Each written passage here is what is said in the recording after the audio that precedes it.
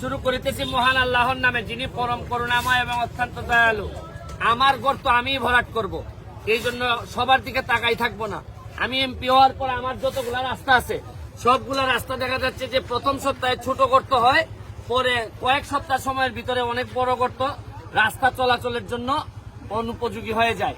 এই জন্য আমি সিদ্ধান্ত নিয়েছি আমাদের গর্ত ভরাট করার জন্য, রাস্তার গর্ত ভরাট করার জন্য নিজেরাই ট্রাক্টর কিনে, আমরা কিনি নাই, দুইজন আমাকে উপহার হিসেবে দিচ্ছেন, 2টা ট্রাক্টর দিয়ে আমরা এলজিডির কাছ থেকে, এলজিডি উনি আমাদের একজন ইঞ্জিনিয়ার, ওনাদের অ্যাকশনের কাছ থেকে আমরা কিছু বিটুমিন নিছি, নিয়ে কিছু পাথর নিছি, নিয়ে বালু নিয়ে আমরা এখন পুরা মাধবপুর এবং সোনারঘাট 2 উপজেলায় এই ট্রাক্টর সবসময় চলতে থাকবে এবং এই বিটুমিন আর পাথরের মধ্য দিয়ে আমরা রাস্তা ভরাট করব।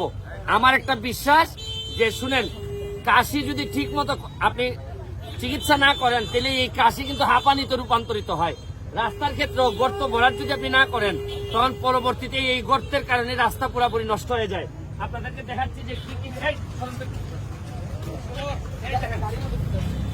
এই দিকে আসো। হ্যাঁ, এই দেখেন, এটা এই সৌজন্যে মালেক জাপানি, উনি আমাদেরকে এই ট্রাক্টরটা দিছে। এখন গাড়ির মধ্যে কি কি আছে দেখাও।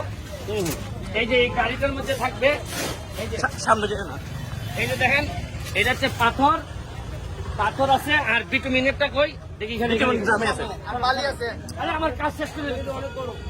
এই সরো, তুমি সরো, এই যে নষ্ট হইতেছে কাজ। এই যে এই বিটুমিনের জন্য ধন্যবাদ জানাচ্ছি আমাদের হবিগঞ্জের অ্যাকশন মহোদয়কে, যে উনি আমার বিটুমিন দিয়ে সহযোগিতা করার কারণে এখন আমার এলাকার যে রাস্তার গর্ত এইটা ঠিক আছে।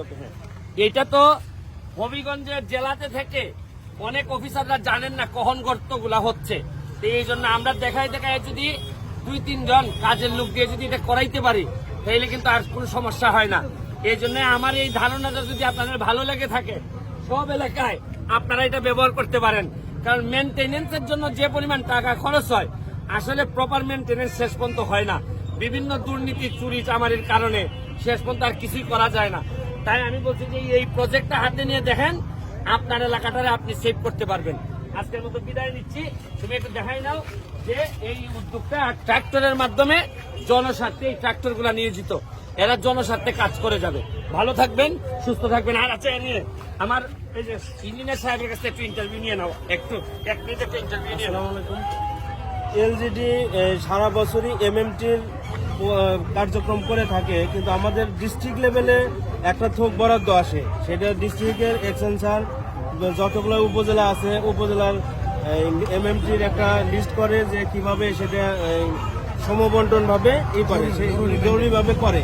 সেক্ষেত্রে আমরা যত সামান্য বরাদ্দ পাই, কিন্তু এখন আমাদের এমপি স্যার যে একটা উদ্যোগ নিয়েছে, সেখানে এই কাজটা আমাদের আরো ত্বরান্বিত হবে। আমরা যে বরাদ্দটা পাইতাম সেটা তো করবোই, তারপরে স্যারের মাধ্যমে আরো অনেক কাজ করতে পারবো। ধন্যবাদ আপনাকে। এই হচ্ছে আমাদের ট্রাক্টর। আমরা যদি একটু আপনাদেরকে ট্রাক্টরের লেখাটা দেখাই, এই যে দেখবেন কত আছে।